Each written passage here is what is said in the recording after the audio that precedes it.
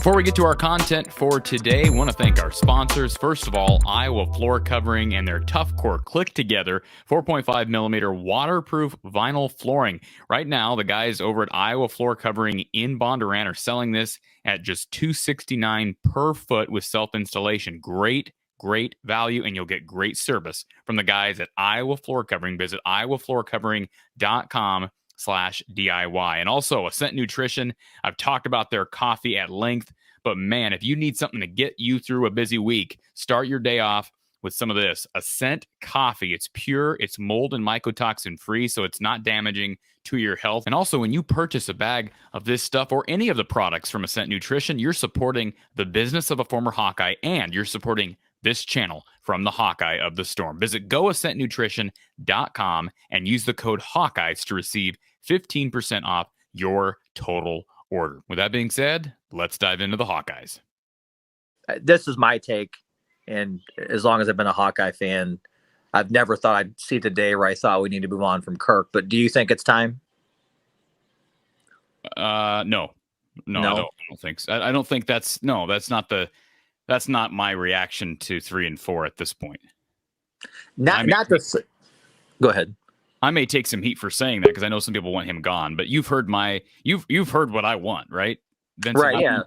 I want Kirk to do the right thing. If he's unwilling, then Gary Barta needs to do the right thing and respectfully have a conversation with Kirk and say, look, you're not doing what's best for the program by enabling your son. And I have to make a decision because I'm his direct supervisor. So Gary needs to force Kirk's hand in this. And if then Kirk is unwilling to do anything, I mean, he's just going to dig his heels in, then yeah, you say, okay, you have to step down. But I don't think that's been done yet, Vincent. So I'm not ready to say that Kirk needs to be fired. They did just win 10 games last year. That doesn't say anything about the offense. Brian needs to be gone. And yes, they made a quarterback change. They should have made that quarterback change 5 weeks ago. And you're putting Padilla in a terrible position, but I think we've got to, first of all, Kirk's not in any danger of losing his job, even if they go 3-9. I mean, he's just not. He's not going to lose his job after a 10-win season last year. I don't know, Corey.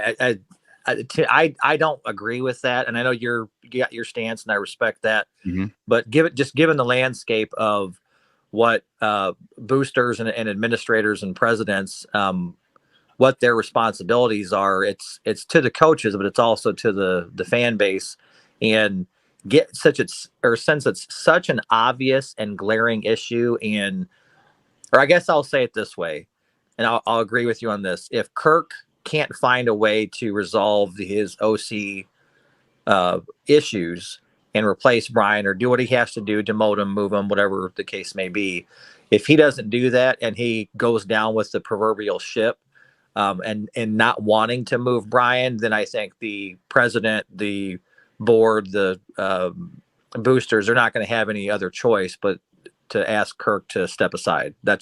It's because you can't keep taking this game in and game out when it's such an obvious problem. That's just my opinion. Just my opinion. I get what you're saying. I like I said, how do you?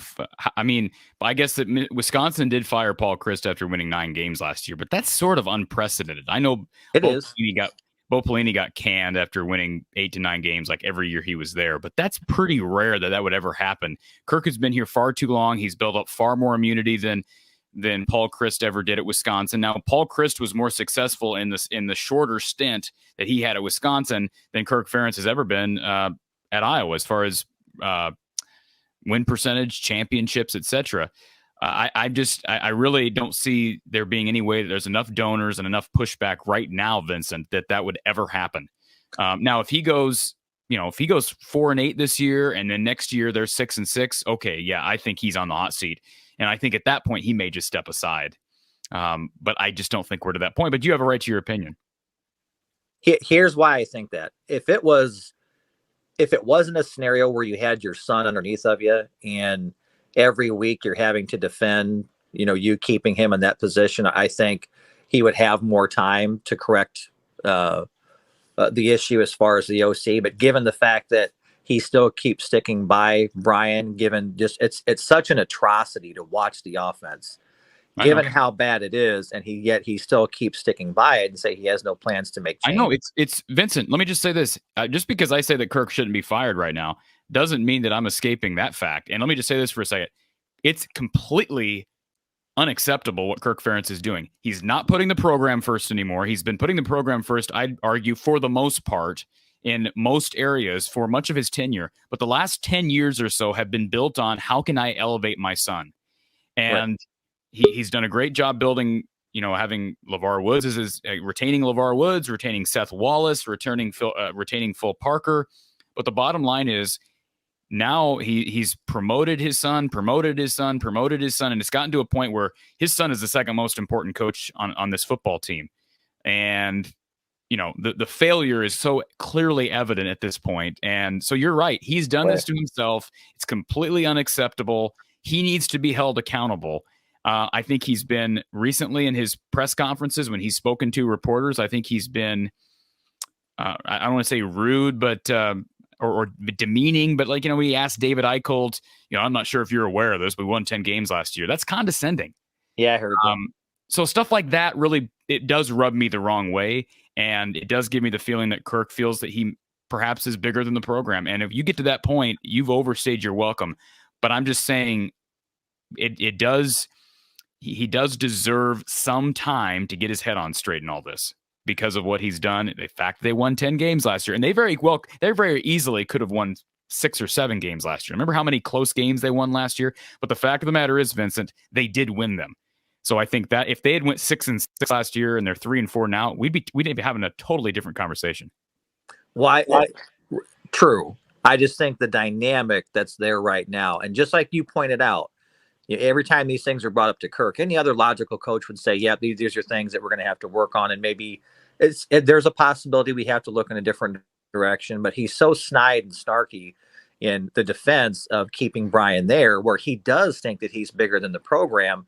And that's where, and again, just in my opinion, that's where I feel the powers that be may feel, okay, maybe his ego is a little bit too big where we can't get him to make the right decision in regards to Brian. So we're going to have to make a decision on both. And again, that's just my take on that.